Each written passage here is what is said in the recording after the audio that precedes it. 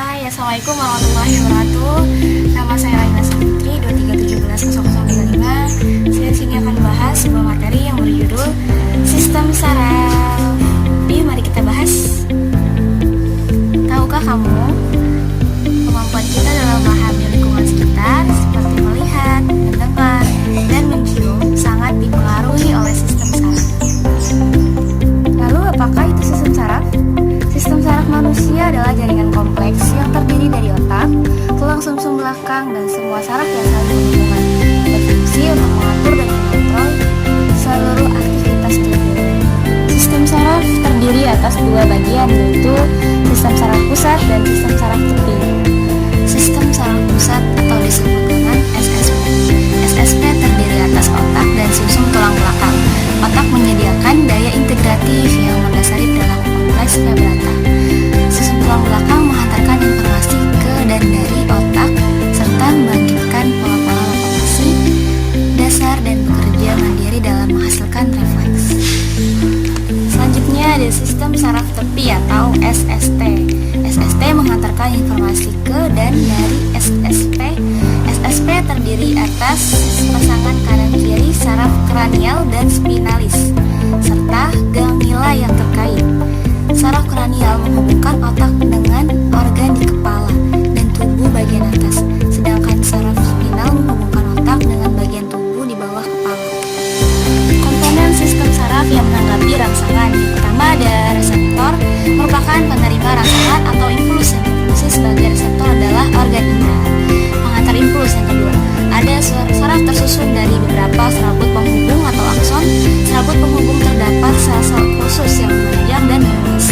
Yang ketiga ada efektor, bagian yang menanggapi rangsangan yang telah diantarkan oleh pengantar impuls.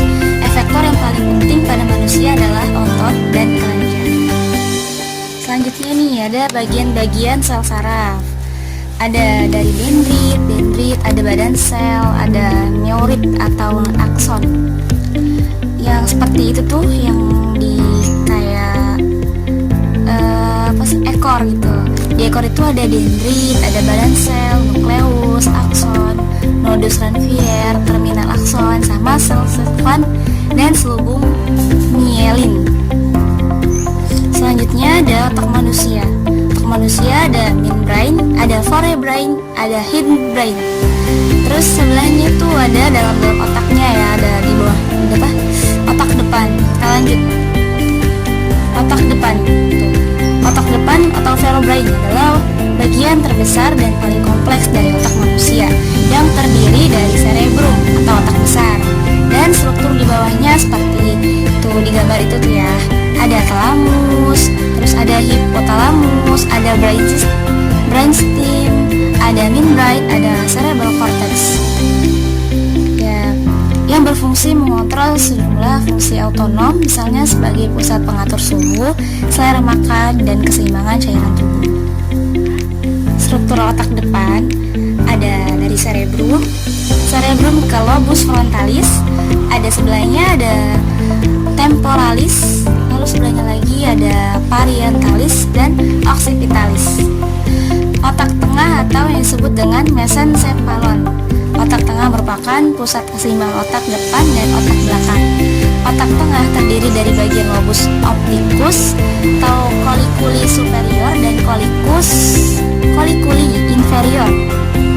Selanjutnya ada colliculi superior berfungsi sebagai pusat refleks pupil mata, pusat pengatur gerak dan bola mata, dan colliculi inferior merupakan pusat pendengaran atau auditori. Selanjutnya ada otak belakang atau rhombocephalon. Otak kecil itu cerebellum. Otak kecil berperan sebagai pusat keseimbangan otot dan koordinasi otot. Jika terjadi gangguan pada otak kecil, maka kerja otot tidak dapat dikoordinasikan. Otot kecil bagian kiri dan kanan dihubungkan oleh jembatan farol atau pons faroli yang berfungsi sebagai pengantar impuls dari otot-otot. Selanjutnya ada sumsum lanjutan atau pendula oblongata. Sumsum lanjutan mengandung ganglion atau simpul saraf dan merupakan pusat pengatur refleksiologis denyut nadi, denyut jantung, pernapasan, pelebaran, dan penyempitan pembuluh darah. kegiatan terletak di bagian antar sumsum tulang belakang dan bagian otak lainnya. Selanjutnya kita ke sumsum tulang belakang atau medulla spinalis. Sumsum tulang belakang merupakan tali putih kemilau dari dasar otak sampai ke tulang belakang.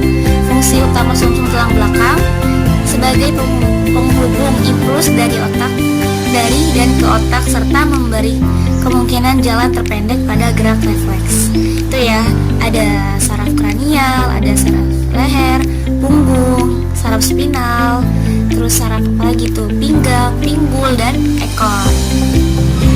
Sistem saraf tepi atau disebut juga perifer. Sistem saraf tepi berfungsi menyampaikan informasi ke dan dari pusat pengatur. Berdasarkan dari arah impulsnya, sistem saraf tepi dibedakan menjadi dua, yaitu sistem saraf aferen. Sistem saraf aferen itu melalui sel saraf yang menghantarkan informasi dari reseptor ke sistem saraf pusat. Yang kedua ada sistem saraf eferen.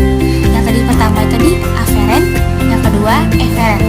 Eferen ini mengandung sel saraf yang menghantarkan informasi dari sistem saraf pusat ke otot dan kelenjar. Ya, seperti itu gambarnya.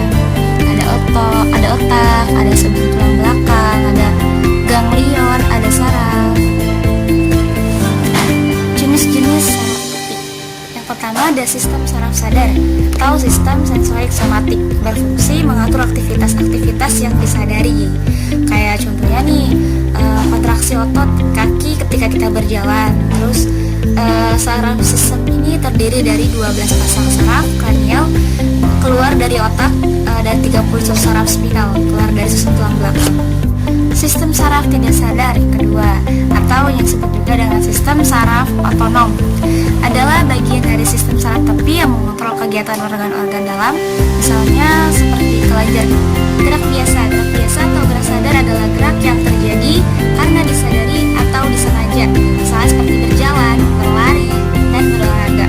Nah, seperti ini ya untuk impuls gerak sadar jalurnya. Itu ada impuls rangsangan, ada reseptor, terus ke neuron sensoris, terus ke pusat saraf otak, terus ke neuron motoris, ke efektor, dan sampai tanggapan dalam bentuk seperti sadar. Seperti itu gambarnya. Selanjutnya ada gerak refleks. Gerak refleks adalah gerak yang tidak sadar, di mana respon atau tanggapan yang terjadi berlangsung secara cepat dan spontan tanpa disadari. Kayak bersin, terus batuk, gitu.